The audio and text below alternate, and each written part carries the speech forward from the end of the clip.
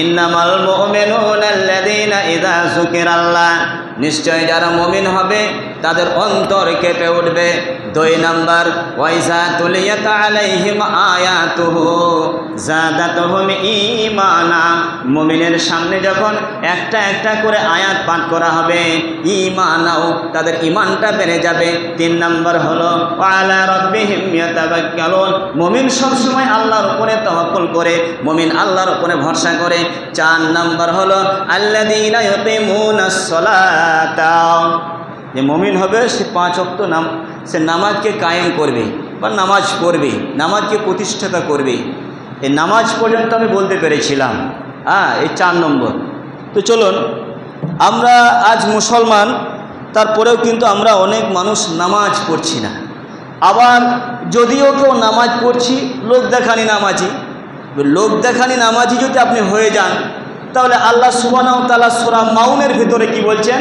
ফাওয়াইলুল লিল মুসাল্লিন, যারা লোক দেখানি নামাজ হবে তারা ওয়াইল নামক জাহান্নামে যাবে। এই কথা কে বলেন? আল্লাহ সুবহানাহু ওয়া তাআলা বললেন।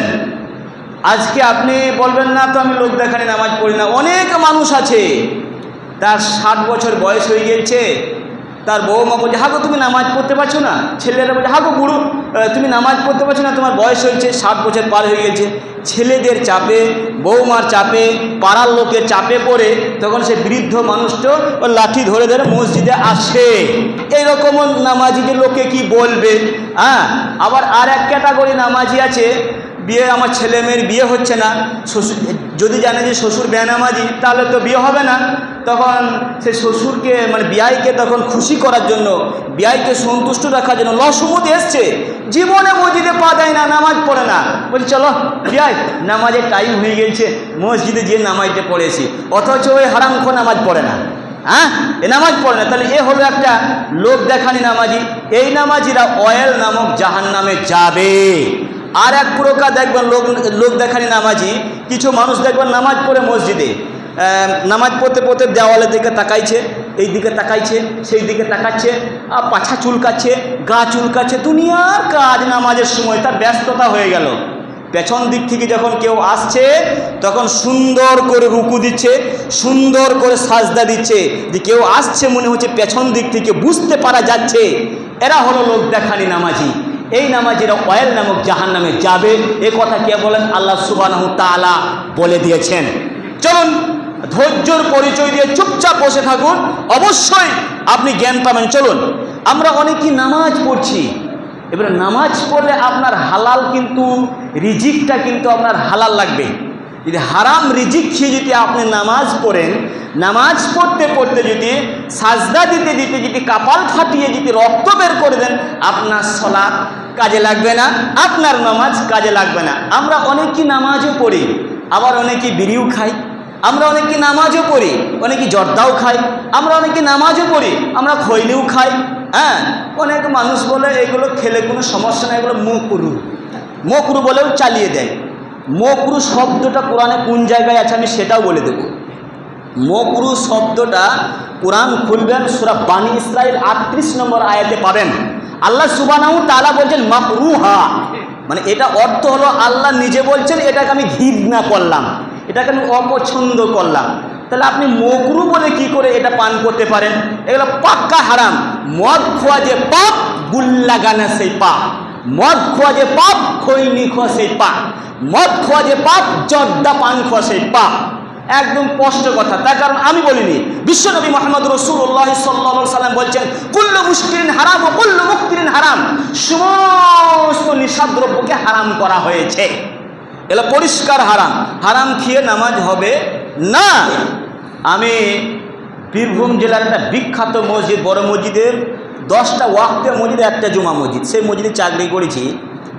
তো দুঃখ লাগে এই কথাগুলো বলতেও। তো আমি বাথরুমে গেলাম, পায়খানা ঘরে গেলাম, দেখছি পায়খানা ঘরে আপনার পড়ে আছে, বিড়ি পড়ে আছে। তাহলে মসজিদের পায়খানা ঘরে বিড়ি খায়নি, বিড়িটা কোথায় ফেলে? মসজিদে বাথরুমে, মসজিদের উজুখানাতে, মসজিদের পেচ্ছাপখানাতে। অনেক মানুষ আছে তারা বিড়িটা খেয়ে ফেলে, কোনো বিধর্মী এসে ব্যানার্জি, চ্যাটার্জি, মুখার্জি তারা এসে ওই বাথরুমে বিড়ি ফেলবে না, তারা বাথরুম আপনার ব্যবহার করবে না, তারা খৈনিগুলো ফেলবে না। এগুলো কারা করছে? মুসলমান ভাইরা করছে। হ্যাঁ, এগুলো থেকে আমাদেরকে বেঁচে থাকতে হবে না? অবশ্যই বেঁচে থাকতে হবে। এগুলো থেকে যদি না বাঁচতে পারি তাহলে আপনার সালাত কাজে লাগবে না, আপনার নামাজ কাজে লাগবে না। অনেকে আবার আপনার বাড়িতে ছাগলগুলো আছে দেখবেন, ছাগল গরু আছে, আপনাকে লজিকগুলো দিচ্ছি মনে রাখবেন। ছাগল গরুর দাঁতগুলো দেখবেন, দাঁতগুলো সাদা চকচক চকচক করবে আপনার গরু বা আপনার ছাগলগুলো। আর যারা জর্দা পান খেয়ে দেখবেন, একদম সে পান খেয়ে খেয়ে খেয়ে খেয়ে একবার দাঁতগুলোকে দেখবেন তরমুজে বিচির মতো লাল করে দিয়েছে। দেখবেন, আপনি দেখবেন আপনার যারা এইসব খায় তাদের তরমুজে বিচির মতো লাল হয়ে গেছে দাঁতগুলো। হয়েছে না হয় না? হয়েছে। এই সমস্ত হারাম থেকে আমাদেরকে বেঁচে থাকতে হবে। হ্যাঁ, আমি এক জায়গায় নামাজ পড়াই, এক জায়গায় ইমাম ছিলাম মুর্শিদাবাদে জেলাতে, উমরপুর এলাকাতে, নাম বলছি না। ওরা আমাকে কমপ্লেনও দেয় যে আপনার বক্তব্য এখন সোশ্যাল মিডিয়ায় যাচ্ছে, আমাদের গ্রামের নাম তো নেবেন না। হ্যাঁ, তো আমি ফজরে নামাজ পড়াইলাম, নামাজে দাঁড়িয়েছি। একটা মানুষ এবারে বাড়ি থেকে এসেছে, বিড়ি ধরি এসেছে, বিড়িটা গেটে ফেলেছে। আর ফজরের ওয়াক্তে ভাই বুঝতে পারলেন, একদম সেই বিড়িটা যখন ফেলেছে, উঁচু করে মসজিদ এসেছে, আর আমার একটুকু পাশেই মানে ইমামের পিছনেই দাঁড়িয়েছে। সে মসজিদটা এত গন্ধ করছে, সে পাঁঠি ছাগলের মতো গন্ধ করছে, মনে হচ্ছে নামাজ ছেড়ে পালিয়ে যায়। এরকম গন্ধ, দুর্গন্ধ, বিড়ির দুর্গন্ধ আসছে, মনে হচ্ছে নামাজ ছেড়ে পালিয়ে যায়। এগুলো কি ঠিক? হযরত মুহাম্মদ সাল্লাল্লাহু আলাইহি সাল্লাম বলছেন, তোমরা যখন ঘুম থেকে উঠবে তখন তোমরা মিসওয়াক করবে, দাঁতন করবে। আর আমরা ঘুম থেকে উঠছি, লাইটটা আর মাচিসটা আর বিড়িটা করছি। হ্যাঁ, এই তো আমরা মুসলমান, তাই না? এগুলো থেকে বেঁচে থাকতে হবে। এই সমস্ত নেশাগুলোকে একেবারে হারাম করা হয়েছে। এই নেশাগুলো থেকে আমাকে আপনাকে বেঁচে থাকতে হবে। যদি না বাঁচতে পারি তাহলে কিন্তু কোনো পরিত্রাণ নাই। চলুন আমরা সারাদিনে এই যে বিড়ির পিছনে, খৈনি পিছনে, জর্দার পিছনে যে খরচ করছি, টোটাল একটা হিসাব দিচ্ছি আপনাকে, অঙ্কটা সব ভুলে গেলে এটা ভুলবেন, এই পয়েন্টটা একটা অঙ্ক দিচ্ছি। এখন সবাই হিসেবি মানুষ, সবাই জ্ঞানীগুণী বুদ্ধিজীবী মানুষ। মুর্শিদাবাদের লোকের ব্রেন খুব তীক্ষ্ণ হয়। আপনারা সবাই বুঝতে পারবেন। একটা মানুষ জীবনে 60 বছর বাঁচলো, আয়ু 60 বছর পেল, তার মধ্যে আপনার শৈশবে 20 বছর বাদ দিয়ে দেন, মানে 20 থেকে নিয়ে আপনি 40 বছর পর্যন্ত আপনি বিড়ি খেলেন, মানে 60 বছর বাঁচলেন, 40 বছরটা বাদ দিয়ে দেন। এবার টোটাল আপনি 40 বছর বিড়ি পান করলেন। এবার প্রত্যেক দিন যদি বিড়ি খান, 10 টাকা, মনে করুন 10 টাকা খরচ করলেন, তাহলে প্রতিদিন যদি 10 টাকা করে খরচ করা হয় তাহলে মাসে কত হয়? মাসে 3600 হয়, মাসে 300 হয়, মাসে 300 হলে বছরে 3600 হয়, বছরে এবার 3600 ইন্টুকে আপনি 40 দিয়ে গুণ করুন। হ্যাঁ, তাহলে 1,40,000 হয়। তাহলে বিড়ির পিছনে, নেশাদ্রব্যের পিছনে আপনি 1,40,000 টাকা খরচা করলেন। আপনি 1,40,000 টাকা এই আল্লাহর ঘরে মসজিদে দান করেছেন তো? হিসাব দিতে হবে আপনার কবরে, মরার পরেই কবরে হিসাব দিতে হবে। তার কারণ আল্লাহ সুবহানাহু ওয়া তাআলা বলেন, ইন্নাল মুবাযযিরিনা কানু ইখওয়ানিশ শাইতান, যারা ফুজুল খরচা করবে তারা শয়তানের ভাই বা শয়তানের দাদা। অতএব আমাদেরকে এই সমস্ত নেশাদ্রব্য থেকে আমাদেরকে বেঁচে থাকতে হবে।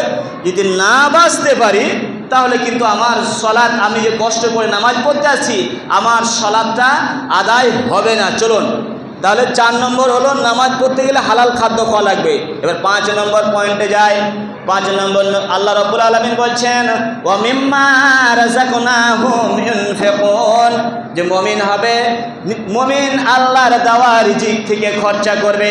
মুমিন বখিল হতে পারে না, মুমিন কৃপণ হতে পারে না, আল্লাহর দেওয়া রিজিক থেকে তারা দান করবে। মুমিন কি করে? দান করে। একটা দানের আপনাকে হাদিস আপনাকে বলি, শর্টকাটে বলছি, হাদিস খুব লম্বা চওড়া, কিন্তু আমি শর্টকাটে বলছি।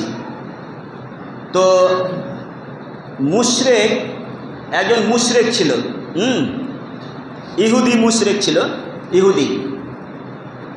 সেইখানে একটা কুয়া ছিল, মদিনাতে একটা কুয়া ছিল, আর পানির খুব সংকট, মদিনাতে পানির চরম সংকট। এই সংকট থাকার ফলে ইহুদির কিন্তু কুয়াটা ছিল ইহুদি কিন্তু ওই কুয়া থেকে প্রচুর টাকা ইনকাম করে নেয়। হ্যাঁ, প্রচুর টাকা ইনকাম করে মানে মুসলমানদের কাছ থেকে, আরও সমস্ত ধর্মের অবলম্বী মানুষের কাছ থেকে টাকা ইনকাম করে, মানে সুযোগের সদ্ব্যবহার।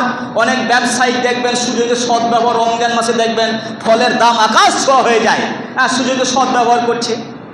নিয়ে আল্লাহ নবী সাল্লাল্লাহু আলাইহি সাল্লাম উসমানকে ডেকে বলেন, উসমান শোনো, এই মদিনাতে পানির খুব সংকট, তো তুমি পানির কিছু ব্যবস্থা করতে পারবে, বা ওই কুয়াটা তুমি ক্রয় করতে পারবে? ওই ইহুদির কাছ থেকে কুয়াটা তুমি কি কিনতে পারবে? বলছে, ইয়া রাসূলুল্লাহ, আমি চেষ্টা করি তাহলে। তো ইহুদির কাছে গেলেন, কে? হযরত উসমান গেলেন। উসমান গিয়ে বলছেন, ভাই এই কুয়াটা আমাকে আপনি বিক্রয় করে দেন। বলছেন, না, এই কুয়া থেকে আমার মোটা টাকা ইনকাম হয়, এই কুয়া আমি বিক্রয় করতে পারবো না। বলি, তাহলে এক কাজ করো, আমিও ব্যবসায়ী আর তুমিও ব্যবসায়ী, তাহলে আমরা দুইজন পার্টনার হয়ে যাই, শেয়ার হয়ে যাবে। হ্যাঁ, এটা হওয়া যাবে, শেয়ারটা হওয়া যাবে। কৌশল দেখেন, উসমান গনি রাদিয়াল্লাহু তাআলা আনহু কৌশল করে শেয়ার হয়ে গেলেন। শেয়ার হয়ে যাওয়ার পর বেশ বলছে লাভের টাকা একদিন হয়ে যাবে, ভাগ হবে। লাভের টাকা কিছুদিন দুজনাই ভাগ করলেন।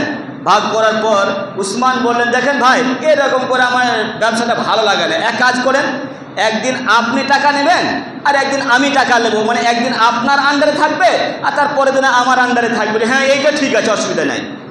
উসমান রাদিয়াল্লাহু তাআলা আনহু এই চুক্তি যখন হয়ে গেল, চুক্তিপত্র যখন হয়ে গেল, উসমানের যেদিন পালি পড়ে, যেদিন উসমান কুয়াটা যেদিন তার আন্ডারে থাকবে, সেদিন উসমান সবাইকে বলে দিলেন, কি ইহুদি কি নাসারা কি মুসলমান ধর্মের অবলম্বী মানুষ সবাইকে বলে দিলেন, আজ থেকে তোমাদের পানি ফ্রি করে দেওয়া হলো, কুয়ার পানি তোমরা ফ্রিতে খাবে, তোমাদের যতটা ইচ্ছা পরিমাণ ততটা তোমরা নিয়ে যাবে, তোমাদেরকে একও দিরহাম পয়সা লাগবে না, তোমাদের কিছুই লাগবে না, যাও তোমরা কুয়ার পানি নিয়ে তোমরা ভোগ করো বা তোমরা খাও।